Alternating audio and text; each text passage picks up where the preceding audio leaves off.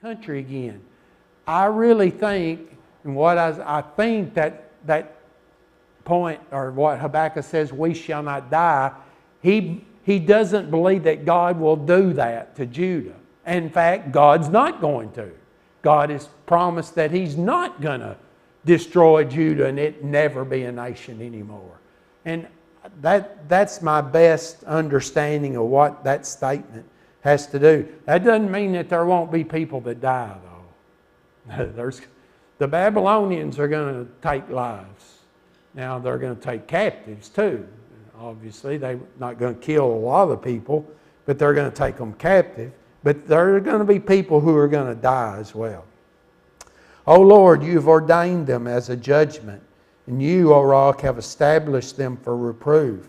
You who are of purer eyes than to see evil and cannot look at wrong. Why do you idly look at traitors and remain silent when the wicked swallows up the man more righteous than he? So, what's Habakkuk saying? God, how can you do this? Because, what's his reasoning? They're worse than us. Judah needs to be punished according to Habakkuk. But now wait a minute, Lord, this doesn't make any sense. The Babylonians are a lot worse in his mind than Judah is.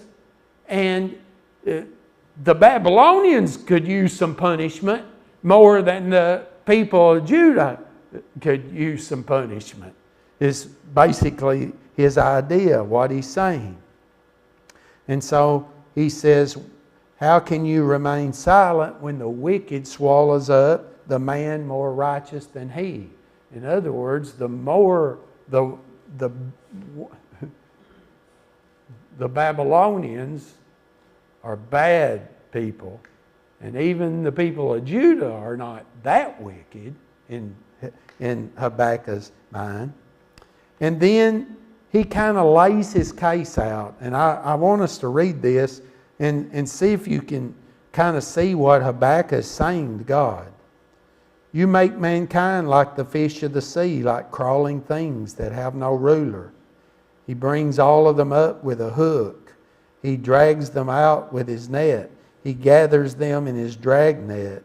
So he rejoices and is glad. Therefore, he sacrifices to his net and makes offerings to his dragnet. For by them he lives in luxury, and his food is rich. Is he then to keep on emptying his and mercilessly killing nations forever? That's Habakkuk's comment about who Babylon is. Do you catch that? Well, Babylon, he's like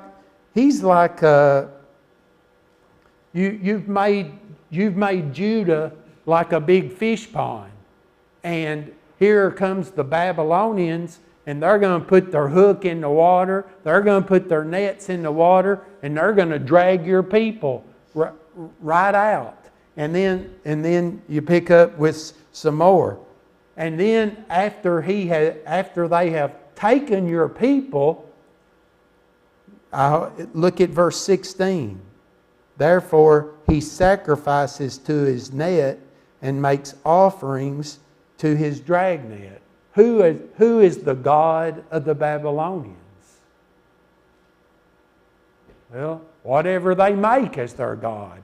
And Habakkuk is suggesting that when they are successful in conquering Judah and taking their belongings and all, that they'll sacrifice to their army, to their ability to win battles, and they'll say some God gave them a victory